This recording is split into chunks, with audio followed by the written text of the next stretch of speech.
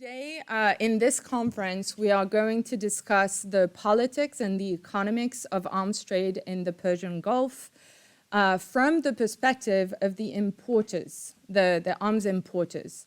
We are going to talk about the purposes that weapon purchases have served over the past 50 years for three of the most important Middle Eastern arms importers: Saudi Arabia, the United Arab Emirates, the UAE, and Qatar.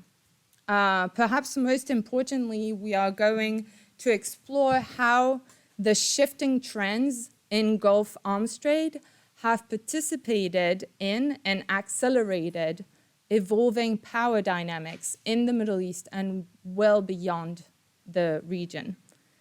So the Gulf region, as you probably know already, has been one of the world's top arms markets for half a century. For example, in 1982, the top countries in terms of military spending per capita were Saudi Arabia in first, Qatar in second, Oman in third, the UAE, and Israel.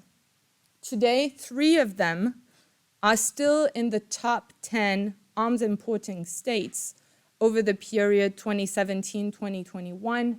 You might recognize, if you're at all interested in the arms trade, you might recognize those graphs from SIPRI. Does everyone know SIPRI here? SIPRI is the Stockholm International Peace Research Institute. If you are doing research or are interested in the global arms trade, SIPRI is one of the best places to go for information. So according to SIPRI, over the period 2017-2021, three of them are still in the top 10 arms importing states: Saudi Arabia still in first, Qatar, and the UAE. So as noted by SIPRI, arms imports by Middle Eastern states were 2.5% higher in 2017-2021 than in the previous period from 2012 through 2016. This followed an already 86% increase between 2007-2011 and 2012-2016. If you know anything about the history of the region, you might understand that one of the main reasons for this was the beginning of the Arab Spring, of course, in 2011. Hence, the massive increase of 86% from the period that ends in 2011 and the next period. The durable importance of the region in the global arms trade should not lead you to believe that it has underpinned a same reality.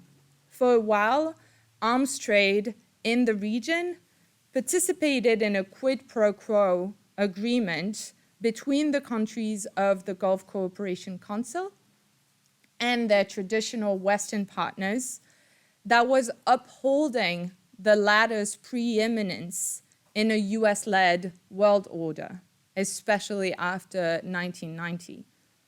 However, as we will see pretty extensively in this conference, it has then increasingly become a means of influence and power for the GCC countries in a way that sometimes runs counter to their historical suppliers and security guarantors' interests. Today, through a diversification of partnerships and the creation of indigenous defense industries, some of the Gulf countries, most particularly the UAE and Saudi Arabia, are even supporting a certain US deceleration in an increasingly multipolar world. In fact, the arms trade in the Gulf region is a perfect prism through which to observe not only the underlying dynamics of the domestic and foreign policies of these countries, but also a much broader redefinition and reallocation of power in contemporary international relations, as we'll see today. So what I want to do with you is take you on a journey into the evolving trends of the Gulf arms trade and show you what it used to be like from the 1970s, and then what happened and what underpinned an increasing shift over the past decades, and what it is like now. Once we finish our historical tour of their changing dynamics, I'll say a couple of words about the new topics and issues that this raises today, and we'll open it up for questions. The first stop in the historical tour is what it was like in the 1970s through the 1990s, so the traditional rules of the game in the Gulf Arab arms trade, sorry.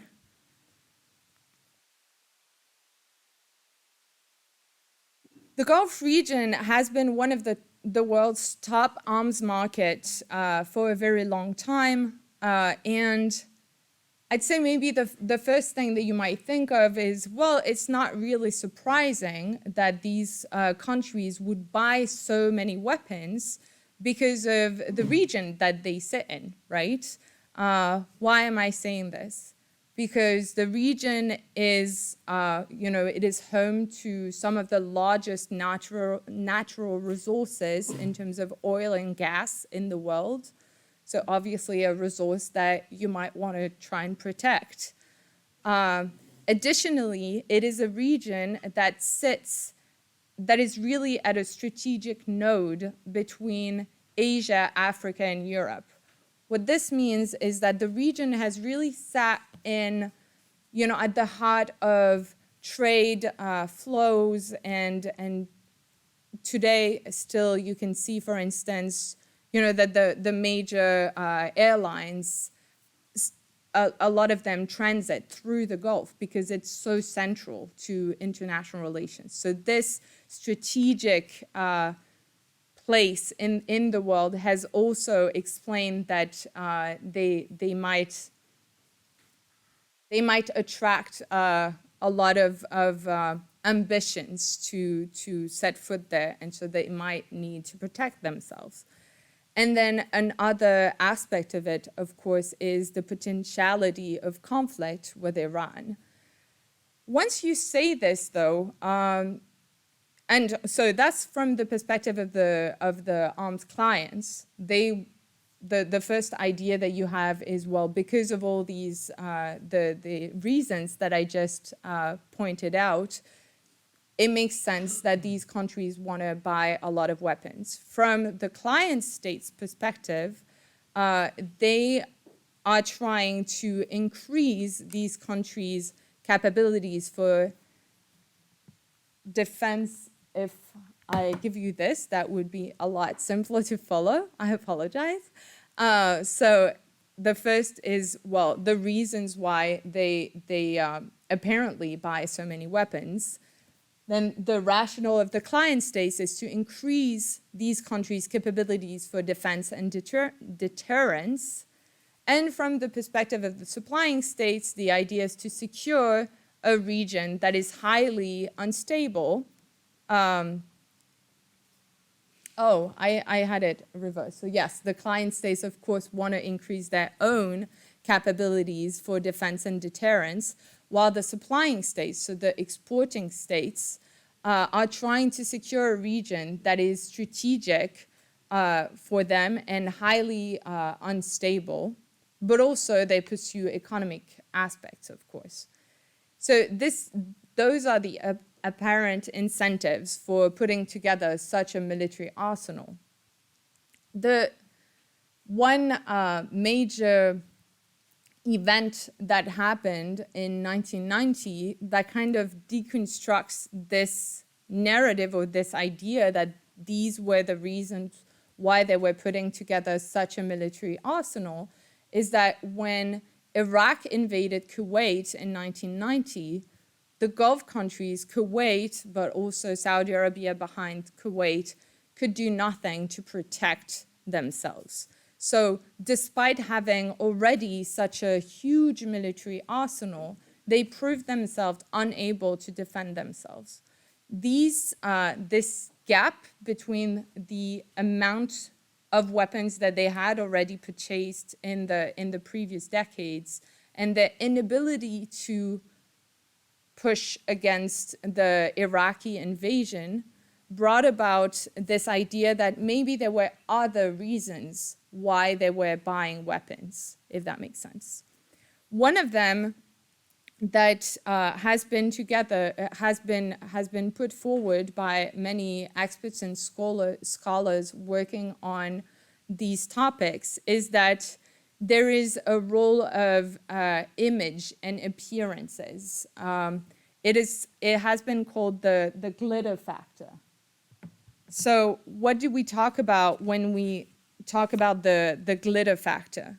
It points to an emphasis on buying the most advanced weapon rather than on the readiness and sustainability of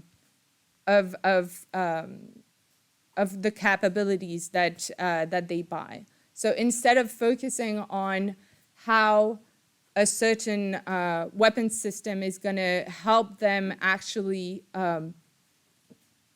reach the incentive of, having capabilities for defense and deterrence, they'd rather focus, at that time at least, on having the most advanced weapon and really having the most shiny weapons, which is why we talk about the glitter factor.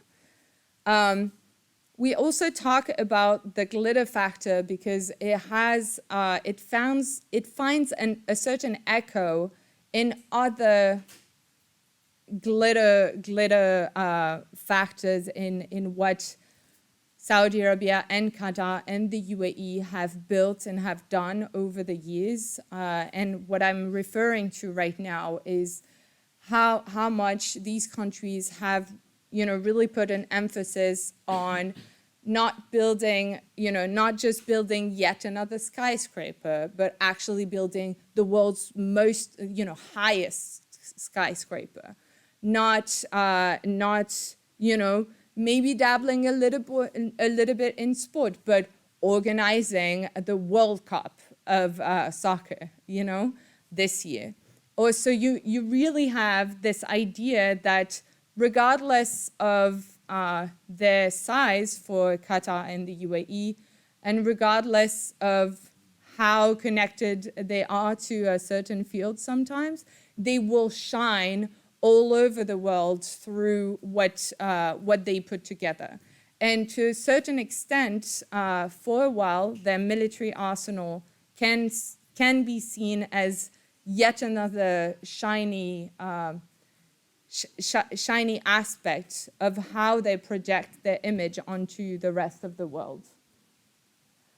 But so that's really the basis of the glitter factor. In reality, what I argue, and I'm not the only one to have argued that, is that beyond just, projecting such a shiny image and appearance onto the world, there are some very real security incentives lying at the heart of this glitter factor. So one is Prestige 101, a tool to build national pride and identity. So through putting together such a shiny military arsenal, it's not necessarily just vain and, superficial, but that by putting together such a shiny appearance, these countries actually foster a lot of pride for their own population, that their population want to really identify with their nation and be proud of being Qatari or Emirati or Saudi. And that has an extremely important security aspect, of course, because if your population really is proud to be, to be part of the nation, then they might do more for their country, for instance, and they might be less prone to rebel against the leadership. So those are very real security aspects of this glitter factor, if you will. This was particularly important for Qatar and the UAE because, as you might know, Qatar and the UAE are very young countries. they gained independence in 1971.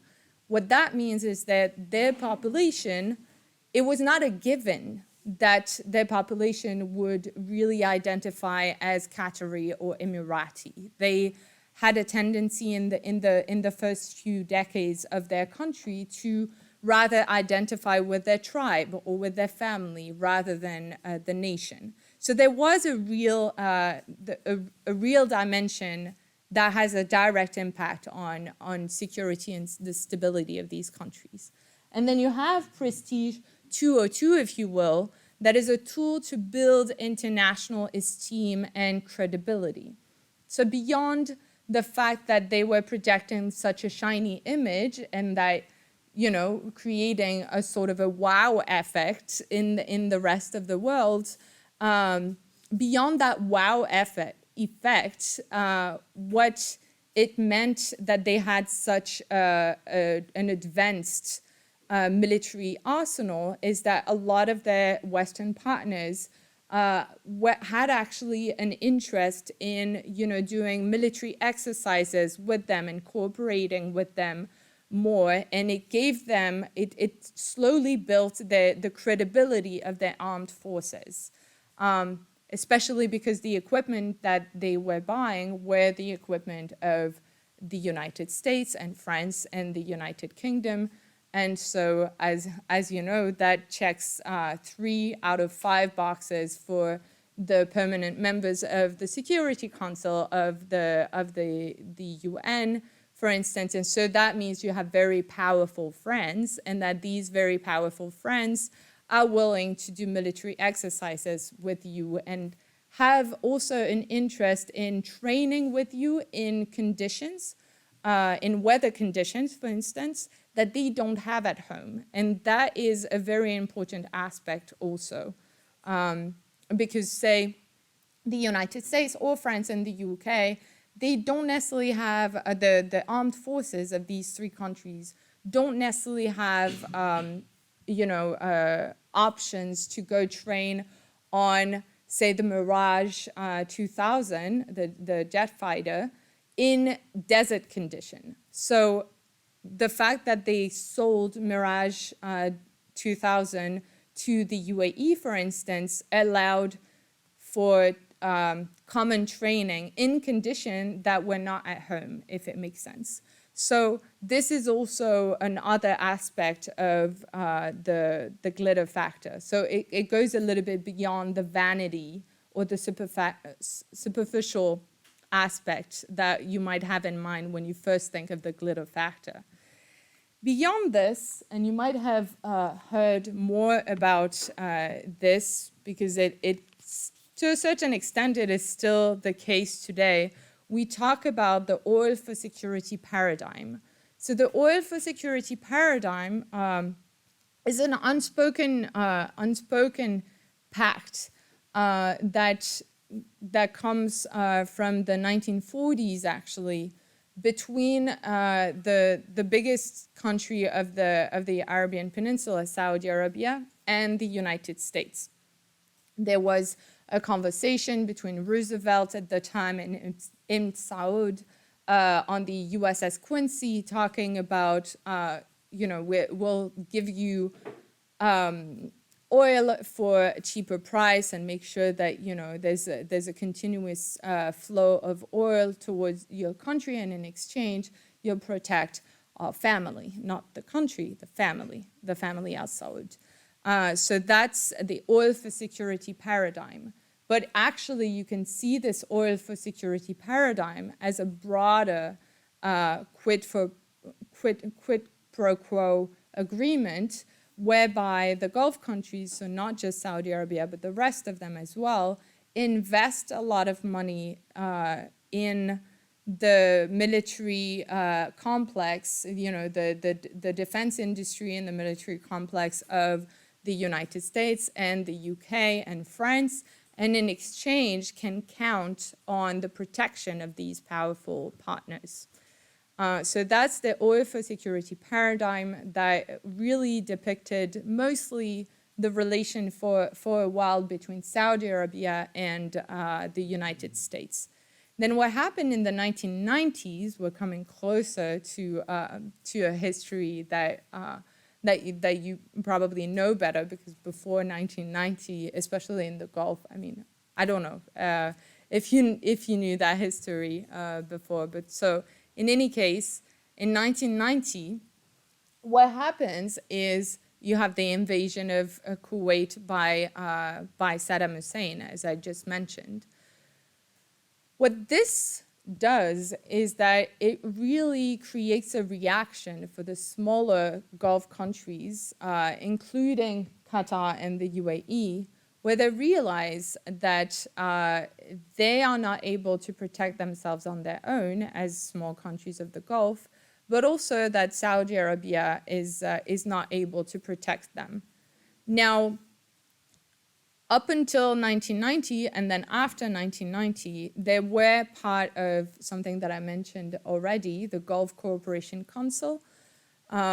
We can go back to this if you have an interest in it, but it's more a historical point, and it doesn't necessarily involve the arms trade. But the Gulf Cooperation Council was formed in 1981, and it was formed as a direct reaction of two things happening in the region. I don't know if you know the history of the region at all, if you see what I'm talking about, but in 1981, what just happened in the Gulf region is what?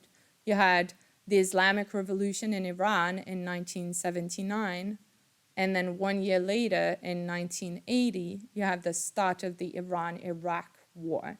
So the Iran-Iraq War is actually the first Gulf War, not, the 1991. The 1991 is actually the first Gulf War that, Western troops were directly involved in.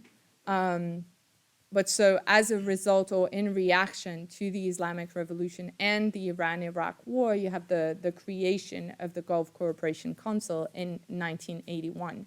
Now, their being in the GCC from 1981, which, consolidated a pole of power around Saudi Arabia, did not protect Kuwait in 1990. And so as they realized that this was not a sufficient security strategy, if you will, the smaller Gulf states decided to put together a strategy that I deem being a mix of influence and relative autonomy. The small state literature argues that the security dilemma of small states is based on a dichotomy between autonomy and influence. You have to choose between one and the other. And so basically what Qatar and the UAE did is that they went beyond that traditional dilemma. And so they stayed in the GCC, so they continued bandwagoning with Saudi Arabia at the regional level. But at the same time, in 1990, they put together a direct relationship with the United States, which helped them, which secured which ensured their security and stability more directly by having a partnership with the United States.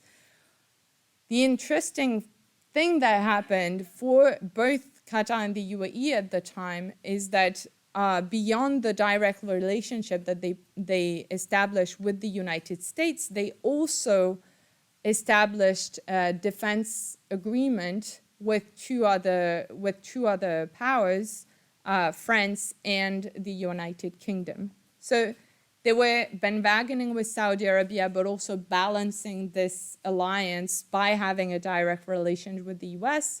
And they were bandwagoning with the US, but also balancing to keep a relative autonomy by having ties also with France and the UK, if that makes sense. And then finally, the arms procurement was also part of the social contract of rentier states. So I don't know if you know what a rentier state is, or if the social contract of rentierism, if that rings any bell. Well, a rentier state is basically a country that draws most of its wealth from rent. So rent of, natural resources in this case. So it's oil rent. So it's not something that you produce. It's something that, you can count on because it was, well, in this case, in your ground. So if you draw most of your wealth from oil rent, you are qualified as a rentier state. But a rentier state, usually the rentier state theory or paradigm is, if you will, is that there's usually a social contract, an unspoken social contract that comes with it that is often called no taxation, no representation. So you have no taxation of the population. That used to be the case. It's no longer the case. And in exchange, well, the population can't really ask for representation. So put differently, what this means is in exchange for a lot of money and social benefits, the population is not trying to overthrow the government, doesn't have much political demands, and is pretty quiet. So that's the social contract of rentierism. That's at least a hypothesis. How is armed purchase, buying weapons, playing any part in this? It's because when the Gulf countries buy weapons, usually they Western or other defense companies have to partner up with people or companies within the countries, and so these partners, these local partners, become directly enmeshed in a quid pro quo because they get money from the arms contract, basically by sheer just because they're, say, Qatari or Emirati or Saudi, they get money through the arms contract just because they are a local partner, but they don't necessarily do much except being a local partner. So that's what it means in terms of how does arms contract play into the rentier social contract. So that's basically how it used to be. Then what happened after that is that you had evolving trends that were in response to shifting global and regional dynamics. So we can see this in three moments as well. So first you have the new global geo-economic context. The new global geo-economic context is what? You have the financial and economic crisis that arises in 2008, 2009. And so the impact, the direct impact of this new of the crisis is that for client states, so for the Gulf states, it gave them leverage to improve their international status. I don't know if you have had classes on this specifically, or if you know the topic, but basically the Gulf states have been pretty important to really save part of the industry. For instance, the car industry in the United States was partly saved thanks to money that was sent from the Gulf countries, and really helped the car industry in the United States survive. The Gulf countries overall were, I think you would have to double check those numbers, but was responsible for at least 25% of the liquidity going to the European Central Bank to really help European economies recover from the financial crisis. Now, what happened at that time is that the Gulf countries really seized that opportunity to say, well, okay, we're going to help you, but we're not going to help you for nothing. And so what we want is a better acknowledgement of our international status, because we're really helping you out right now. So this push for a better acknowledgement of their international status was visible in international financial institutions, for instance, but also in the international relations, their bilateral relations between their major partners. At the same time, this financial crisis also had a direct impact on supplying states. So on the United States, but also France and the UK, who are the three supplying states who we have been talking about. The global crisis, the financial and economic crisis, had a major impact in terms of it forced these countries to reduce their defense budget. What does that mean? That means that they reduced their defense budget, and so they were buying less weapons to their national defense industries. So that, by a very logical, had a very logical impact, which was that defense industries, European defense industries, the American defense industry, less so because the domestic market is still pretty vast, but especially European countries, so European markets shrunk, and as a result, European defense industries had an increasing need to export to stay afloat. So, of course, that creates a perfect storm, if you will, because the client states are increasing their power on the international stage. They still want to buy a lot of weapons, and in facing them, you have supplying states that have an increasing need to export. So that's starting shifting the dynamics between them. And something else happened, of course, that I mentioned earlier.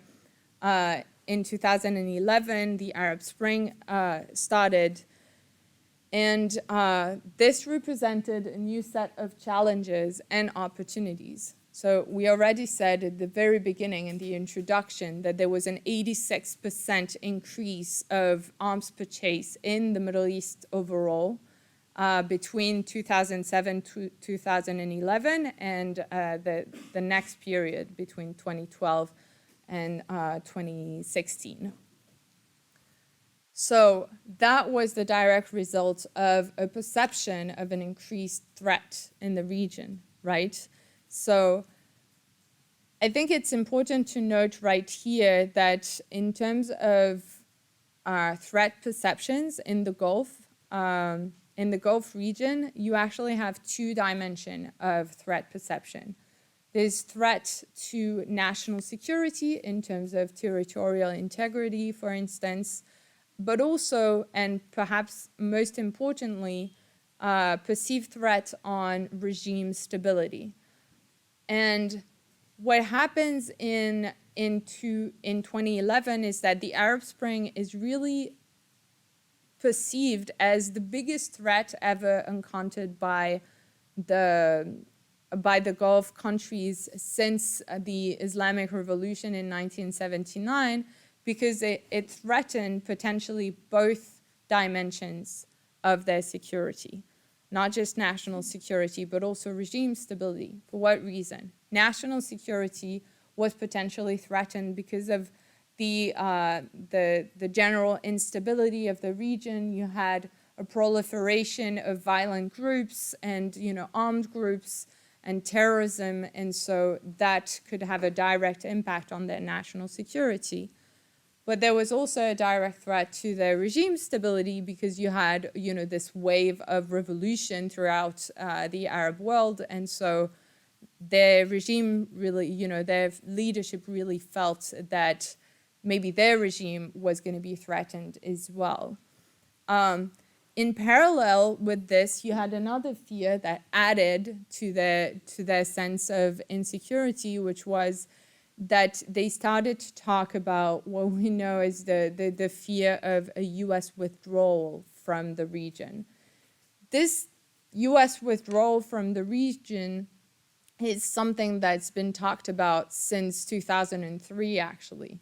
Because in 2003, when the United States invaded Iraq, some Gulf countries considered that this invasion actually served Iraq to Iran on a platter, because it destabilized Iraq so much that Iran was able to jump in and have more influence and power over Iraq than ever before.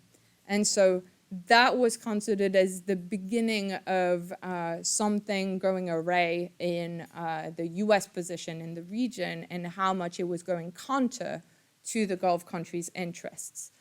Then fast forward a couple of years, you have the beginning of the Obama administration and the Cairo speech, and then fast forward a couple of months and you have the beginning of the Arab Spring, and no one in the United States jumping in to protect, the old regime, say in Egypt, for instance. This whole thing was perceived as the United States is not supporting its traditional allies. The Gulf countries started feeling like, well, what's happening if tomorrow our population revolt against us? Is the United States going to jump and protect us or not? So you had the beginning of a fear of a US withdrawal, and that was really taken and really announced as the reason why, one of the reasons why the Gulf countries started becoming a lot more active on their own in the region.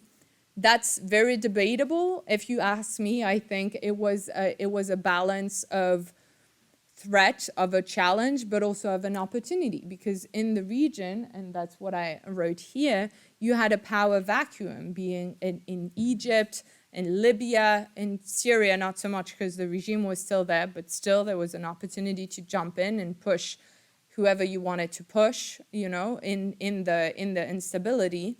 So you had this power vacuum where the Gulf countries intervene partly because of the multifaceted threat that I described, but also because it was an opportunity for them to become more powerful on the regional stage. What's interesting here is that it was an opportunity for them to jump in and push their interests in the region, and their interests were actually not aligned. So you might remember this, but in Syria, for instance, Saudi Arabia and Qatar were not helping exactly the same groups on the ground. So they were all supporting rebel groups against the regime of Bashar al-Assad, but they were actually funding and helping different groups. And that led to actually more insecurity in the country, against the backdrop, of course, of the civil war and the massacre of the population by Bashar al-Assad. So it's a mix of things, obviously. Same thing, bless you. The same thing is true of what happened in Libya, where you had Qatar and the UAE supporting different groups on the ground, up until very recently, actually. So it's really a mix of these challenges and opportunities. And then in parallel to all of this, you had an increased confidence and assertiveness of the Gulf Arab states. And this had a direct impact on the way they were going about their defense policies and their foreign policies in the region. And so three things that you can note on this is that they started really professionalize and rationalize their defense apparel. One thing that is that you can think of in this respect is the fact that Qatar and the UAE were actually intervened in Libya with French forces, among other, in the Opération Harmattan. So this was actually really an opportunity for the Gulf countries to have the the experience of fire, because they had rarely, if ever, been in combat before. So you have you had their capabilities of defense and the capabilities of the armed forces in general really increased at that moment, and it had an impact in terms of them professionalizing their defense apparel. You had the beginning of military conscription in Qatar and the UAE, for instance, and they also started rationalizing their defense procurement. We also mentioned already that they started really projecting their forces onto the region, be it in Libya, for instance, but they also meddled a lot in the internal affairs of other countries in the region. And I think if you want to focus on only one country in which that played out, I think Egypt is the perfect example of what happened, because in Egypt, you had the overturning of the previous regime, and then there was really a competition between all of the Gulf states to push for the groups of the parties that they really supported the most, that were defending ideas that were closest to their own interests. And so when President Morsi was elected, President Morsi with the Muslim Brotherhood was an actor, and the Muslim Brotherhood is a group on which Qatar had bet. And so what that means is that the year that Morsi spent in power before he was overthrown, Qatar was really giving a lot of money to Egypt to support the creation of new projects, etc., and so really increase its influence and power in the country. And then fast forward, after a year, the President Morsi, there was a military coup against him, and the demonstrations and the crushing of those demonstration in August 2013, and the military coup and the crushing the Muslim Brotherhood was supported by two other countries in the Gulf, being Saudi Arabia and the UAE.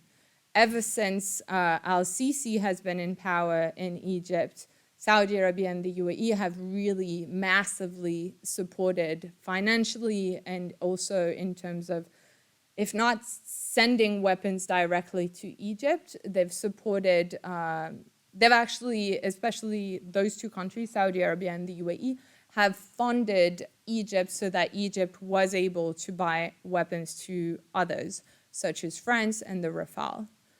So that's a way where you see how the Gulf countries have really jumped in and projected more influence and power onto the region according to their interest, and how that played out in terms of arms transfers and in the arms trade. And then the last but not least point is that during those years, they really started building a local industrial and technological base as a means of autonomy. So that was mostly developed in the UAE.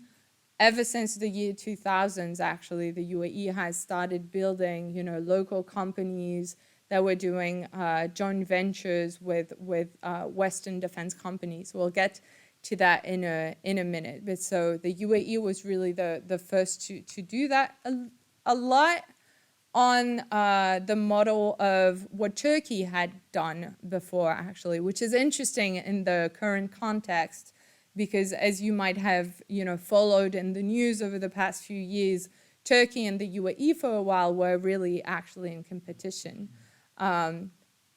Not so much today, but regional dynamics evolve pretty quickly. But so that was an interesting aspect of what happened in the past few years. We had really in the UAE and Turkey going at it against each other, defending different interests, while really when it comes to building a defense industry, a local industrial base, there's a lot of evidence of a lot to back the idea that the UAE was looking to Turkey, amongst other countries, to build its own defense industry. That brings us to today, the new political economy of the Gulf arms trade. So today we can really say that the Gulf arms trade has represented new challenges for Western arms suppliers. Why? Because I just mentioned some of the reasons, but because those clients have become a lot less interested in importing off-the-shelf products and platforms. So one aspect that I didn't mention earlier, but that was logical given what I was explaining of how the Gulf arms trade used to what were the traditional dynamics of the Gulf arms trade, because of the importance of the political dimension of these contracts. What it means is that the specificities, the technical specificities, and whether or not it was coherent with an actual defense need, et cetera, didn't matter as much at the time. So what that means is that US companies and European companies, for a while back in the 70s, 80s, were virtually able to sell whatever they wanted to the Gulf countries. And even today, when you talk to people working in defense industries, that has really shifted in the past few years. But back in 2012, defense company people were still used to this idea that, well, Gulf countries have money, they want to buy weapons either way, so we can, go there and sell them some. That has really evolved in the past few years. They're no longer interested in importing off-the-shelf products and platform. And as is also mentioned right here, they have increasing demands in terms of you need to set up joint ventures. So JV is joint venture, TOT is transfer of technologies, and offsets is a more general terms for how you, well, when you sign a contract, there are some offsets in it. That means, well, in this contract, for instance, you can have a line that says that a certain amount of the weapon system that you're buying is going to be locally produced, for instance. Or it can mean that in exchange for the contract, the country or the company commits to investing a certain amount of money in the country's defense sector, or sometimes it's a cross-sector investment. So it can mean that in exchange for a certain arms contract, a country or a company is going to invest in another sector that can have nothing to do with the defense sector, actually. All of these are called offsets. So long story short, the Gulf countries have become a whole lot more demanding when it comes to what kind of offsets they are asking in arms contracts. And then, and you might be also familiar with this, they also started to, Gulf countries, and it was mentioned before, really they could appreciate how important they had become in the global arms trade, because there was such, important markets. They are extremely lucrative markets for arms dealers all around the world. And so that gives them leverage to really ask for exactly what they want. But it can also it prompts them to turn to other countries, and so they increasingly turn to competitors And in terms of competitors, I think including Russia and China. So, of course, that has become a new challenge for the traditional arms suppliers of the Gulf states. These new challenges, and that is perhaps the aspect that you're the most familiar with because it's been all over the news lately. They echo new political and strategic challenges. So in terms of political and strategic challenges, you know, I just mentioned that they turn to competitors, but it's not just they turn to competitors in terms of buying weapons to other countries, but also in terms of really diversifying their strategic partnerships in a multipolar world.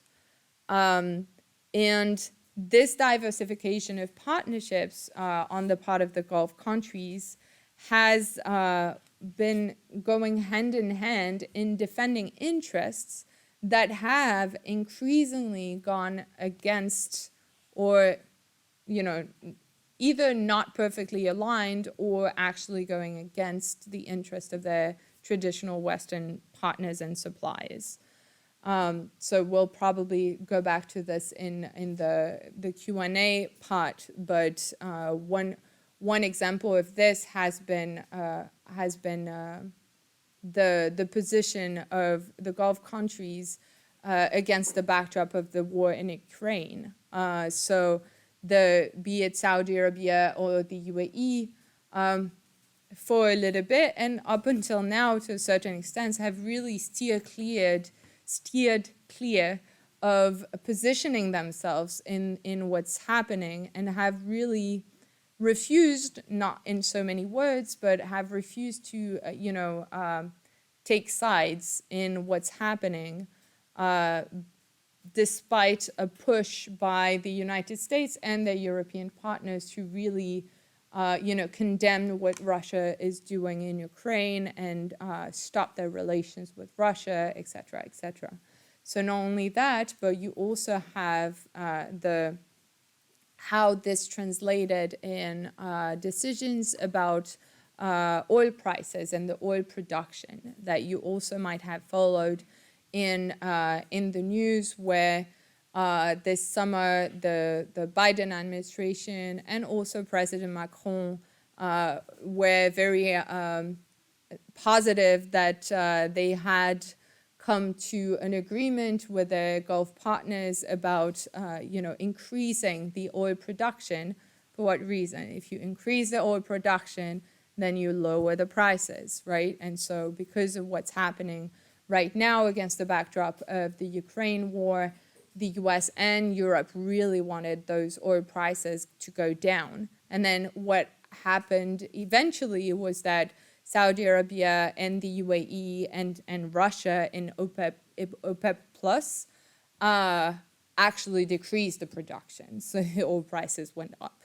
So that has, that is a typical example of they defended their interest. I mean, it makes perfect sense as an oil producer to reduce your production if the oil prices are going to go up because you're going to make a whole lot of money.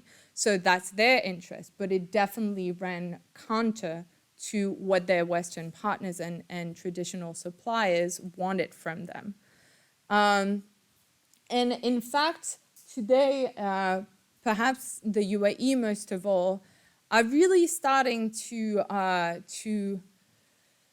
announce that they're not necessarily in so many words, but they're really leading a new and pragmatic, non-aligned movement of sorts. So the idea is really to claim that they're no longer just aligned on the United States, that they won't just do whatever the US wants them to do just because it is the US, but that they will really ponder what is their interest and what are other powers offering.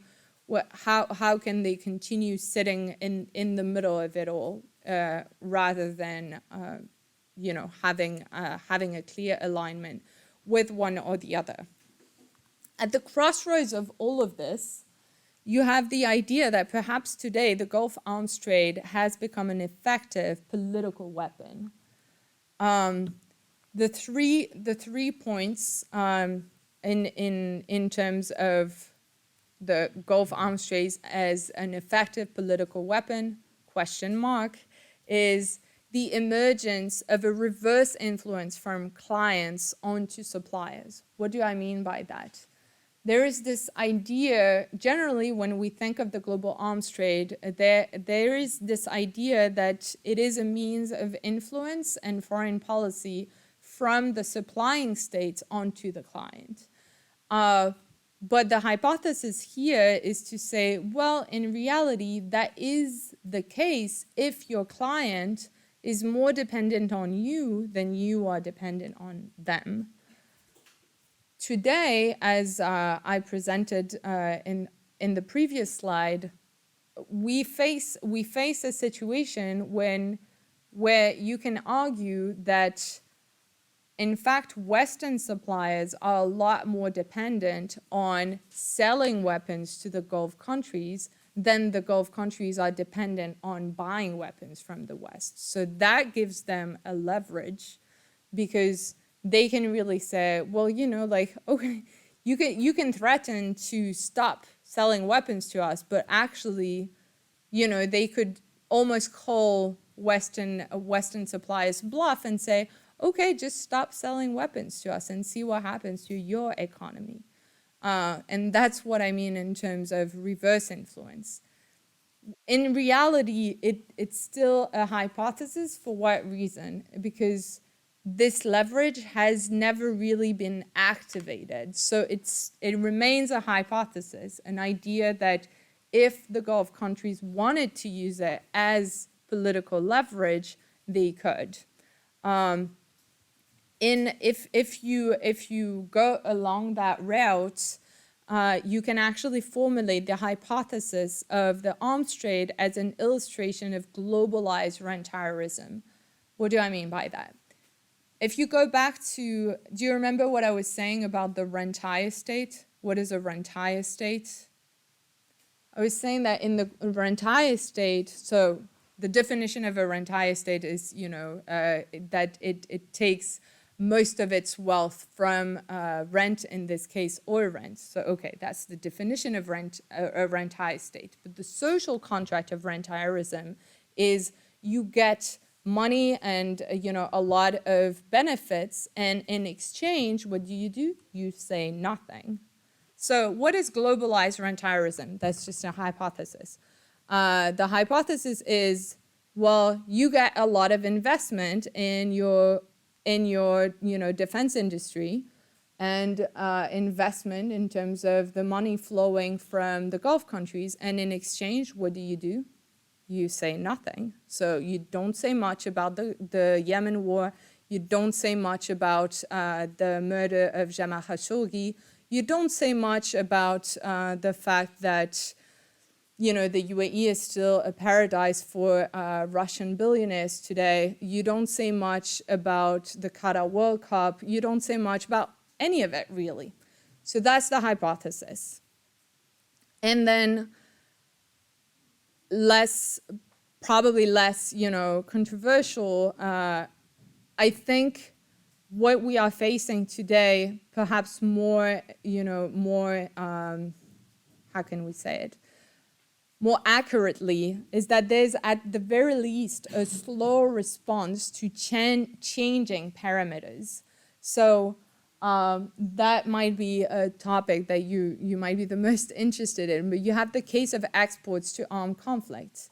And what I defend actually in a publication that I'm happy to share with you is that today, in terms of a lot of weapons that have been exported to Gulf countries, even when they were involved in armed conflict, the reason is that there has been an inability from France and the United States and other traditional exporters of weapons to the Gulf to adapt to a new reality. What I mean by that is that for the longest time, as I've been presenting throughout this conference, there was a political dimension of arms purchase for the Gulf countries. That means that they were indirectly protected by the simple fact of buying those weapons from powerful partners. The huge difference today is that they are now using those weapons. They're using those weapons directly, and they're also sometimes transferring some of these weapons to their partners. And so this new reality raises new questions of probably we need to adapt how we think about exports to the Gulf countries because their reality has evolved as I've been presenting. So in conclusion, before I take your questions, and I hope that you've followed and that you do have a lot of questions. In conclusion, what new issues does this all point to? Well, first of all, it illustrates a broader redefinition and reallocation of power in contemporary international relations. What do I mean by that? I mean that, I mentioned that the Gulf countries have really put themselves at the forefront of a new non-aligned movement of sorts. What they've really been diversifying partnerships with a lot of countries around the world and not saying, really participating as I was mentioning in introduction, to a certain U.S. deceleration in international relations and really not just benefiting from the multipolarization of international relations, but actually pushing for it and promoting it and increasing it. So that's one thing. But then another thing is in terms of the redefinition of power in contemporary international relation, is that I really formulate the idea that the Gulf countries today are the perfect illustration of how much international relations have been financialized. We can really talk about a geopolitics of capital today and how much how much money you have and how you invest it is really the main driver of international relations beyond everything else, or in association with everything else. So you have what happens in the arms trade in the Gulf region is one window onto the financialization of international relations. And also another aspect that I haven't really covered in this conference, but that is also extremely important, is the egotization of international relations and the increasing importance of personalities and interpersonal relations in international relations, and how much you've seen, be it a fist bump between Biden and Mohammed bin Salman, or be it the buddying up of President Macron with Mohammed bin Zayed in the UAE. You really have a celebration of the strength of interpersonal relations to explain the relations between the Gulf countries and their partners. So that's for the redefinition and reallocation of power in international relations. The second point is that all of this really highlights the need to adjust arms control export processes today. To my last point in the previous slide, if you consider that what's happening today is that European countries and the United States are just a little bit slow to respond to a new reality of their traditional clients, then what can you do in terms of arms control export processes to make sure that you no longer have exports that really become problematic in terms of international humanitarian law, in terms of your commitment as, say for instance, France, your commitment to the EU common position, or the the treaty on the arms trade treaty, etc., etc. So how do you adjust your arms export processes so that you no longer have discrepancies between the commitments that you made, your international commitments, and how you deal with exports, arms exports? And then the last but not least question that it raised is whether and how you can decenter arms in your strategic partnerships.